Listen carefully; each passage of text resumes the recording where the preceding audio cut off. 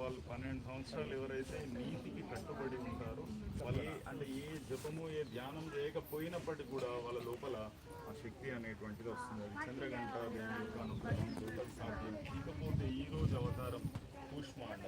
ఈ కూష్మాండ అమ్మవారు ఈ విధమైన ఆకృతిలో ఉంటుంది. ఈ అమ్మ ఈ తల్లి కూష్మాండము అని అంటే ఇట్లా ఇట్లా వస్తుంది ఆకారం, ఒక క్యాపిటల్ లెటర్ ఓ, కానీ అది ఒక దీర్ఘచతురస్రాకారపు సున్నా. అలాంటి ఆకృతిలో ఈ సమస్త జీవ జగత్తు ఉంటుంది. అక్కడ మనం లింగం అని చూస్తాం కదా, పనాటం మీద లింగం ఉండేటువంటిది మనం అనుకుంటాం మనం చేస్తున్నది శివుడికి అని, కానీ కాదు. అది జీవ జగత్తుకు మనం తెలియకుండా చేసేటువంటి పూజనే శివుని యొక్క పూజ అన్నమాట. ఆ శివుడు ఎవరి లోపల ఐక్యమవుతున్నాడు అంటే అమ్మవారి లోపల ఐక్యమవుతుంది.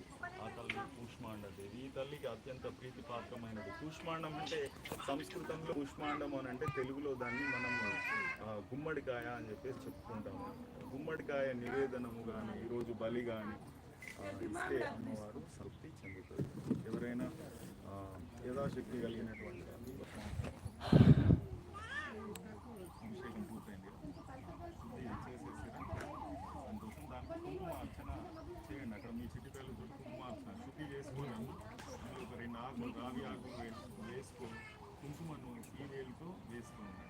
కుంకుమార్చనకు ఉండేటువంటి గొప్పతనం గురించి నేను మీకు చెప్తాను. ఇంతకుముందు అమ్మ సృష్టి ఏర్పాటు చేసినటువంటి విధాన క్రమం చెప్పాను కదా, నేను మాట్లాడుతూ చిన్న చిన్న పుల్లలు ఇస్తూ నాకు ఇవ్వండి, నేను అలంకరిస్తాను. ఈ కుంకుమార్చన వైభవాన్ని చెప్తూ ఉంటాను. కుంకుమార్చన రేటు గొప్పతనం ఏంటంటే, కుంకుమార్చనలో ఈ సమస్త సృష్టి ఎరుపు నుండి వచ్చింది. ఎరుపు అంటే అగ్ని. అమ్మ అగ్ని చితకని కింద సంభూత అమ్మవారు చేసి పెట్టేసి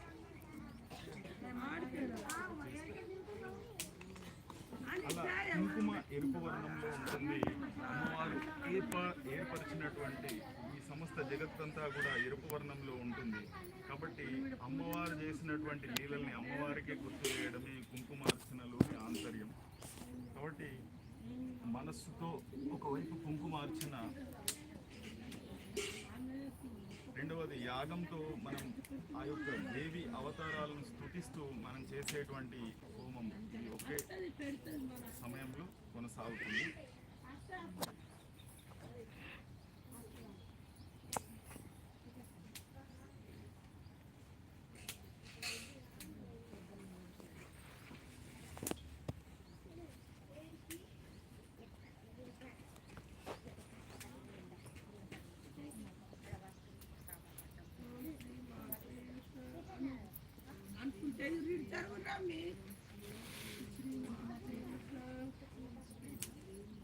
కుంకుమార్చన ఏకకాలంలో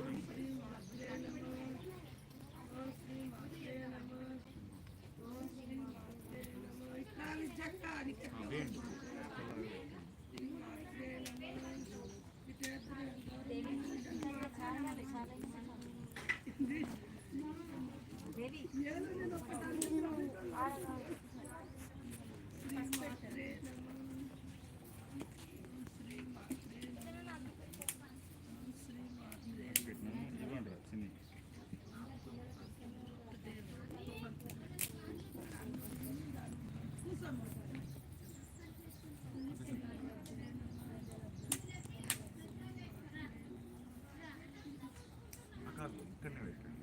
అయిన తర్వాత మనం వ్యాప్తం చేసుకోవచ్చు.